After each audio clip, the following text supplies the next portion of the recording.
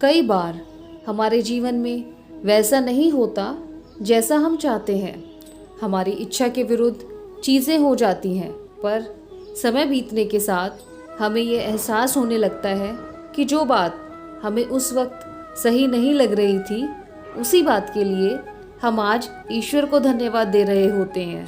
तभी तो कहते हैं, जो हुआ अच्छा हुआ, और जो हो रहा है अच्छा ही हो रहा है, और जो होगा वो भी अच्छा ही होगा।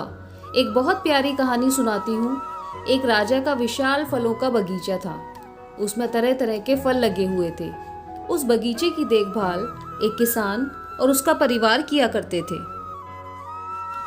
किसान उस बगीचे से तैयार मीठे फल रोज शाम को राजा के लिए ले जाता। एक दिन किसान ने बगीचे में आकर देखा कि नारियल, अमरूद, सेब, अंगूर, बेर सब पके हुए थे। किसान सोचने लगा कि कौन सा फल आज राजा के लिए लेकर जाऊं। न जाने उसके मन में क्या आया।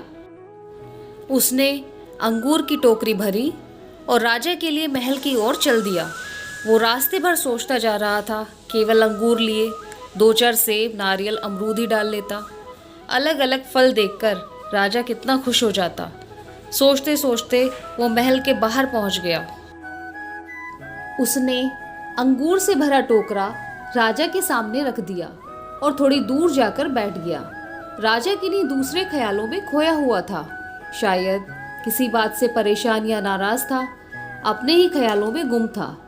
राजा टोकरी से एक अंगूर निकालकर खाता और एक खींचकर किसान के माथे पर निशाना लगाकर मारता। राजा द्वारा फेंका अंगूर जब किसान के माथे या शरीर पर लगता तो किसान कहता, ईश्वर बड़ा ही दयालु है।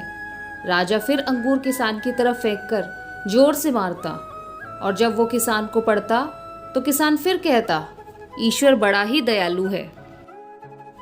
थोड़ी देर बाद राजा को अपनी गलती का एहसास हुआ।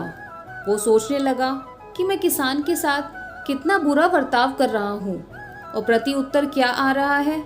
राजा ने किसान से पूछा, मैं बार बार अंगूर फेंककर तुम पर मार रहा हूँ और तुम्हें लग भी रहे हैं, फिर भी तुम कह रहे हो कि ईश्वर बड़ा दयालु है। किसान ने बड़े भोलेपन से उत्तर दिया, महाराज, बागान में नारियल, सेब, अमरूद, बेर सब तैयार थे, पर मैं अंगूर लाया। मैं वो सारे फल भी ला सकता था, पर ईश्वर की कृपा से ही मुझे ये भान हुआ कि मुझे अंगूर ही ले जाने चाहिए। मैं ईश्वर का धन्यवाद देता हूँ, क्योंकि अगर मैं दूसरे फल लाता और इसी तरह आप मुझे जोर से मारते तो मेरा क्या हाल होता।